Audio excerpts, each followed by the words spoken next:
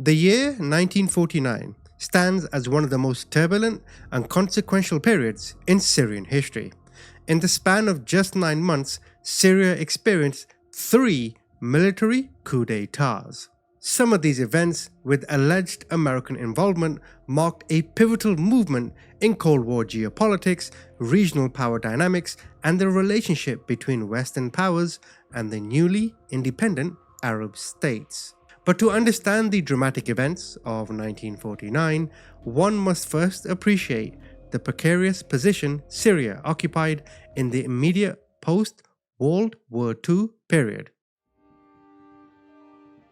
Syria had only recently achieved full independence April 17, 1946, after more than 2 decades under French Mandate rule.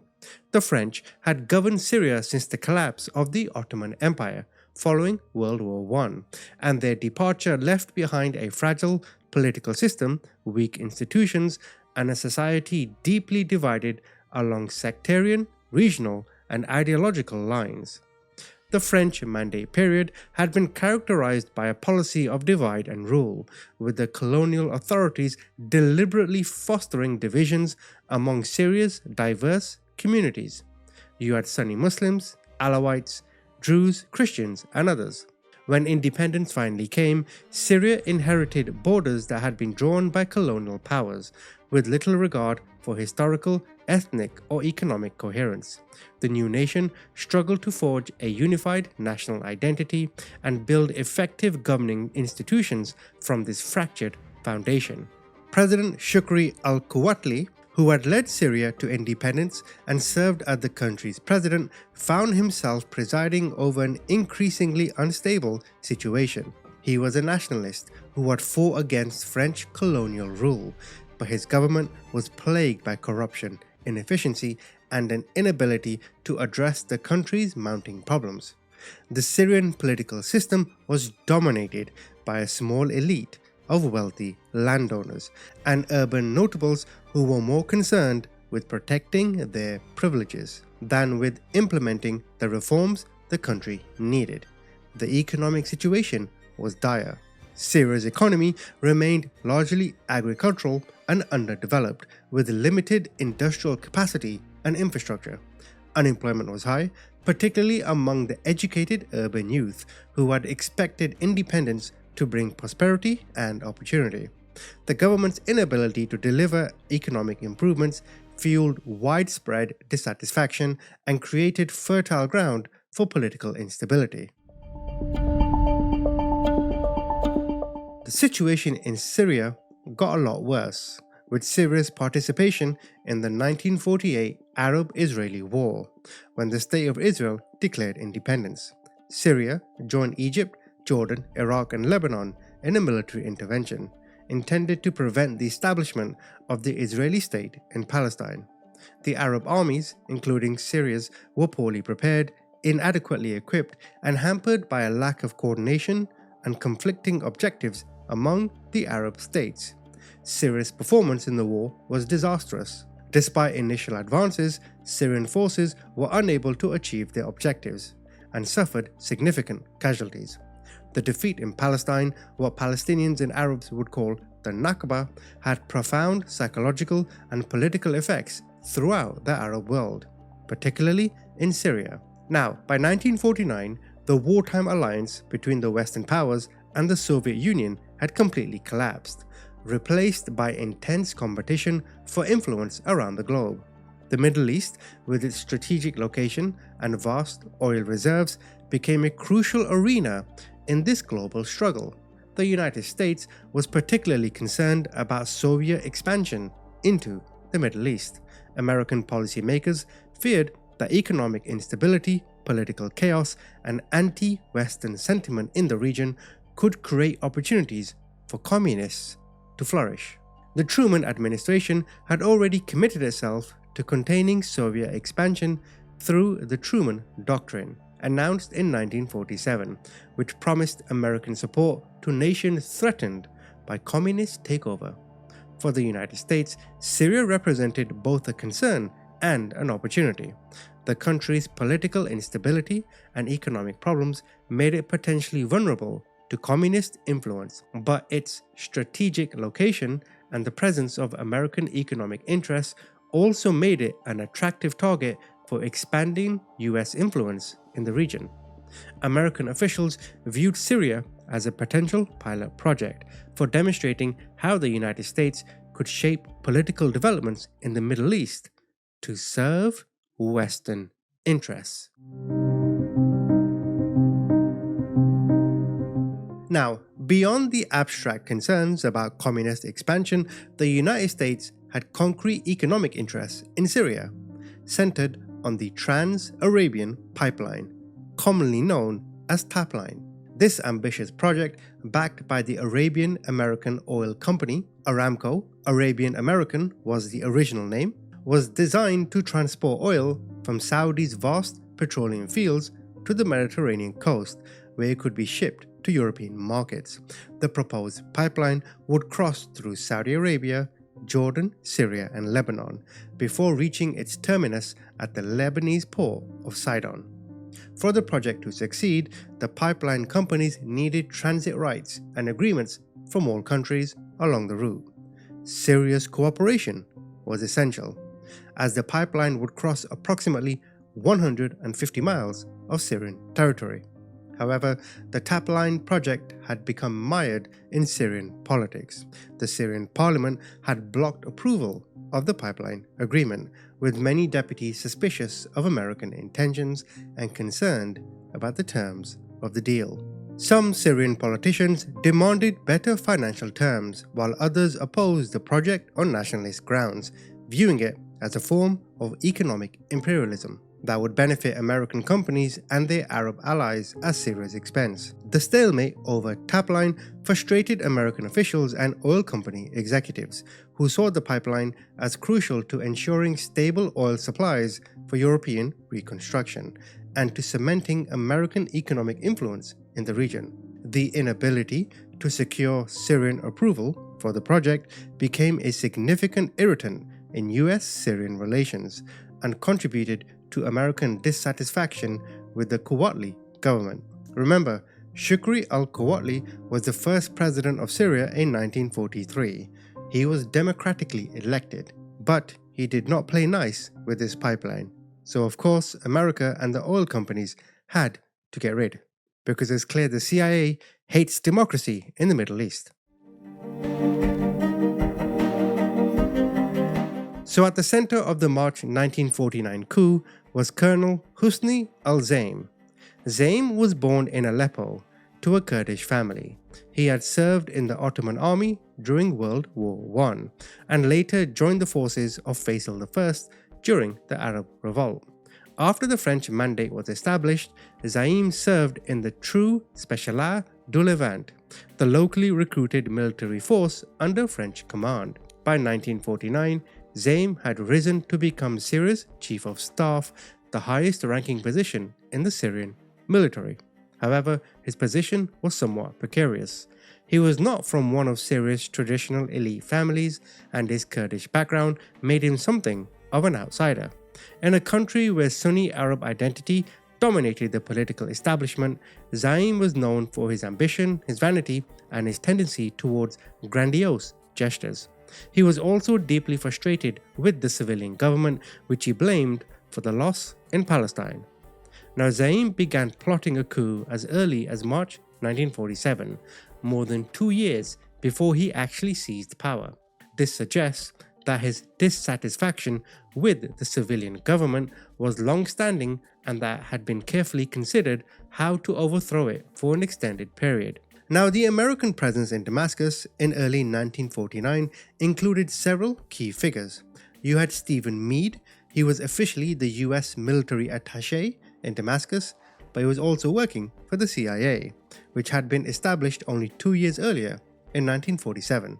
Meade developed a close relationship with Za'im in the months leading up to the coup, meeting with him regularly, providing advice and encouragement. You then had Miles Copeland, who was another CIA officer operating in Syria during this period. And a fun fact about Miles, his son Stuart was the drummer for the band Police. How random is that? You also had James Hugh Keeley. He served as the US Minister to Syria, the highest-ranking American diplomat in the country. Keeley's exact role in the coup remains somewhat unclear, but he was certainly aware of the political situation and the growing American frustration with the Kuwait government. So the coup itself was executed with remarkable precision and efficiency. In the early morning hours of March 30th, 1949, at 2:30 am, Za'im set his carefully laid plans in motion. His forces moved to seize control of Damascus and neutralize any potential resistance. The operation targeted specific key installations that had been identified as crucial to controlling the capital. You had the presidential palace, the radio station, the central telegraph office, military headquarters, and other strategic locations. President Kuwait was arrested while he was in a hospital where he had been receiving treatment. The circumstances of his arrest, being vulnerable, in a hospital bed, unable to mount any resistance, symbolized the helplessness of the civilian government in the face of military action. Kuwait was taken into custody without significant incident, and the speed of his capture prevented any possibility of organizing resistance or rallying loyalist forces. The 3 bodyguards who died were the only casualties of the coup, killed while attempting to protect government officials or resist the takeover. The relatively low death toll was partly a result of the coup's careful planning and partly a reflection of the fact that the civilian government had little capacity to resist. The Syrian army was the only institution with the organization and firepower to oppose Za'im, and Za'im controlled the army. As dawn broke over Damascus, Za'im went on the radio to announce the coup to the Syrian people. In his broadcast, he declared that the army had taken control of the government. He did so to save the nation from corruption, incompetence, and the failures of the civilian leadership. He promised to restore order, rebuild the military, and address the country's economic problems. He portrayed himself as a reluctant savior, forced to intervene by the desperate state of the nation. The coup itself was met with a mixture of reactions from the Syrian public. Some welcomed change, hoping that military rule would bring the stability and effective governance that had been lacking. Others were apprehensive, uncertain about what military rule would mean for Syria's democratic aspirations and concerned about the precedent being set. Others were simply resigned, viewing the coup as yet another manifestation of political instability that had plagued Syria since independence. Now, the question of American involvement in the coup has been one of much debate. The evidence for CIA involvement comes from several sources. Miles Copeland's memoirs provide the most detailed account of American involvement. In his book, The Game of Nations, he wrote openly about the CIA's role in the coup, describing how Stephen Meade befriended Za'im and provided tactical advice on how to execute the takeover. According to Copeland, Meade identified specific installations that had to be captured for the coup to succeed, such as the radio station, telegraph office, and other key facilities. This suggests that American advice was not merely general encouragement, but included specific operational guidance. The Tapline issue provides perhaps the strongest evidence of American motivation for supporting the coup. The pipeline project had been blocked by the Kuwait government, creating a significant obstacle to American economic interests. After Za'im took power, one of his first major decisions was to approve the Tapline project. On May 16, 1949, less than 2 months after the coup. This quick reversal of Syrian policy on an issue of crucial importance to the United States suggests that there may have been an understanding between Za'im and American officials about what would be expected of him after he took power. Either way, this makes it one of the first successful covert regime change operations in CIA history. So, Hosni al-Za'im officially became president on April 11, 1949, but his period in power lasted just 137 days. His rule was marked by a combination of ambitious reforms, erratic behavior, and political missteps that would ultimately lead to his downfall. Za'im moved quickly to consolidate his power and implement his agenda.